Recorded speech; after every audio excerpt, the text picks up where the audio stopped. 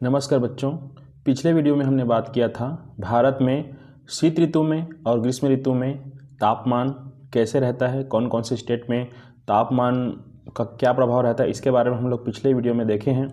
आज हम बात करेंगे भारत में जो मानसूनी हवाएं आती है उसके बारे में जानेंगे कि मानसूनी हवाएं जो है किधर से आती है और कब तक रहती है और फिर कैसे लौट जाती है ना। तो इसको समझने के लिए हम मानचित्र देखेंगे।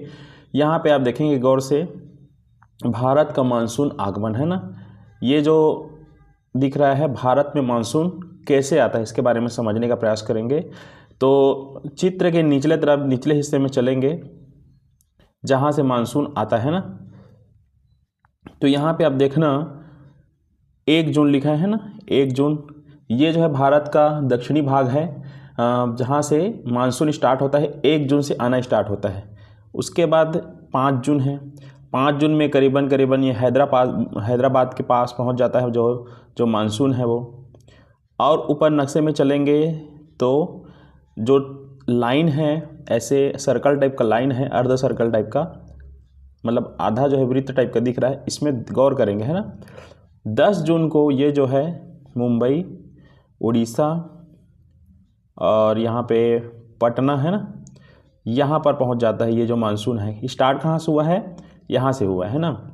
तो ये जो है समय बदलते मतलब तारीख बदलते बदलते 1 जून से लेकर 10 जून तक यहाँ पहुँच जाता है। और भारत के ऊपर चलते हैं नक्शे में, तो एक और सर्कल ऐसे बना हुआ है, उसको देखेंगे। यहाँ पर 15 जून तक, 10 जून से 10 दिन बाद नहीं 5 दिन बाद यहाँ पे आ जाता है ना। तो कहाँ पहुँचा है, अहमदाबाद, लखनऊ और भोपाल के थोड़ा आगे। तो करीबन छत्तीसगढ़ और मध्य प्रदेश में भी 10 जून के आसपास जो है मानसून आ जाता है।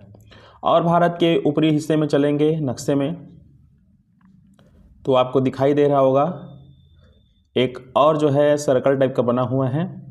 ये जो है 1 जुलाई के करीबन ये जो है गुजरात है और श्रीनगर तरफ है, श्रीनगर के थोड़ा सा नीचे इधर, और 1 जुलाई तक यहाँ पहुँच जाता है। उसके बाद लास्ट छोर, भारत के लास्ट छोर में ये मानसून जो है 15 जुलाई को पहुँचता है ना, 1 जुलाई 15 जुलाई। इस तरह से ये जो मानसून हवाएं हैं, मानसून हवाएं क्या होती है इसके बारे में मैं बता चुका हूँ कि मानसून शब्द जो है कैसे आया है ना, मानसून शब्द क्यों पड़ा। तो कहने का मतलब ये कि धीरे धीरे ये जो मानसून हवाएं हैं पूरे भारत में फैल जाती है और जहाँ जहाँ जाती है वहाँ वर्षा कराती है ना। अब हम बात करेंगे मानसून हवाएं लौटती कैसे हैं, है ना, कहाँ से स्टार्ट होता है इनका लौटना। तो इसके लिए एक अलग चित्र देखेंगे। यहाँ पे देखना मानसून की वापसी। मानसून की वापसी इस चित्र के माध्यम से हम समझेंगे कि मानसून लौटता कैसे है ना। तो सबसे पहले लौटने वाला जो चित्र है उसमें भी वैसी सर्कल है। स्टार्ट कब होता है लौटने का देखना, हम लोग देखे थे 15 जुलाई तक करीबन वहाँ मानसून पहुँचा था है ना। अब 15 जुलाई से जहाँ पहुँचा था मानसून, जिस एरिया में गुजरात तरफ, वहीं से स्टार्ट होता है लौटने का। तो सबसे पहले देखना 15 सितंबर है ना, 15 सितंबर के आसपास जो है यहाँ से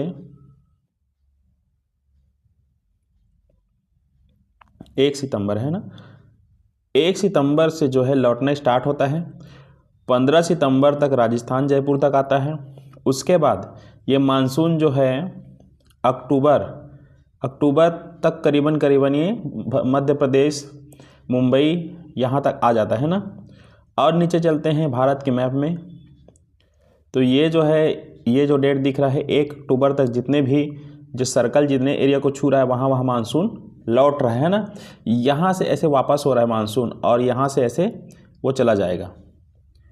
तो इस तरह से धीरे धीरे लौटते लौटते ये लास्ट में हैदराबाद आता है ना। हैदराबाद में करीबन 15 अक्टूबर तक आता है। उसके बाद 1 नवंबर तक ये मानसून जो है बेंगलोर के करीबन आसपास आ जाता है। और उसके बाद 1 नवंबर तक ये जो है हैदराबाद के करीब ही है मानसून, और 15 नवंबर तक ये बेंगलोर के करीब आ जाता है। उसके नीचे और देखेंगे दक्षिण भारत में आ गया पूरा ना, है ना, मानसून जो है। और आते हैं तो 1 दिसंबर के आसपास आते आते पूरा मानसून जो है पूरे दक्षिण भारत से लौटने को आ गया, है ना। तो ये चेन्नई के करीब आसपास आ गया। तो इस तरह से मानसून सबसे पहले जो है एंट्री कहाँ से लेता है मानसून, उसको बता देता हूँ मैं। एंट्री कहाँ से लेता है आप देख लेना। मानसून जो है भारत में एंट्री इधर से लेता है ना, और ये वाला हिस्सा से मानसून एंट्री लेता है, यानी पूर्वोत्तर भारत से, और दक्षिण भारत से एंट्री लेता है यहाँ से। ये वाला दक्षिण भारत है, यहाँ से एंट्री लेता है 1 जून से करीबन, है ना। और वापसी कहाँ से होता है, ये वापसी कहाँ से होता है, यहाँ से वापसी होता है, और ये वापसी होते होते होते होते यहाँ तक आता है ना। और वापसी होते होते ये दक्षिण भारत से ही वापसी होता है, ये दक्षिण भारत से वापसी हो रहा है मानसून। तो इस तरह से। और एक चीज़ और बता देता हूँ इस नक्शे में मैं, मानसून यहाँ से ही क्यों वापस होता है इसको जान लो थोड़ा सा। यहाँ से ही क्यों वापस होता है, क्योंकि ये जो एरिया है शुष्क एरिया है ना, यहाँ पे पानी कम गिरता है। तो जहाँ पे पानी कम गिरता है वहाँ से ही स्टार्ट होता है वापस होना, क्योंकि वहाँ पे अब क्या है, हवा जो है गर्म हो जाती है ना, गर्म हवाएं चलने लगती है। और यहाँ लेट से क्यों, मतलब यहाँ क्यों लेट से आती है हवा, क्योंकि ये समुद्र क्षेत्र है, यहाँ पे ठंडी ठंडी हवाएं चलती हैं, तो इसलिए जो है यहाँ पे लेट से वापसी होता है। और गर्म क्षेत्र से, यहाँ से गर्म क्षेत्र जिधर जिधर गर्म क्षेत्र है, मध्य भारत है, ये वाला एरिया है ना, यहाँ ज़्यादा गर्म क्षेत्र है, गुजरात और राजस्थान, और ये मध्य भारत भी गर्म क्षेत्र रहता है। तो जहाँ गर्म क्षेत्र है उधर से होते होते होते लास्ट में जो ठंडा क्षेत्र है उधर से मानसून वापस लौट आता है।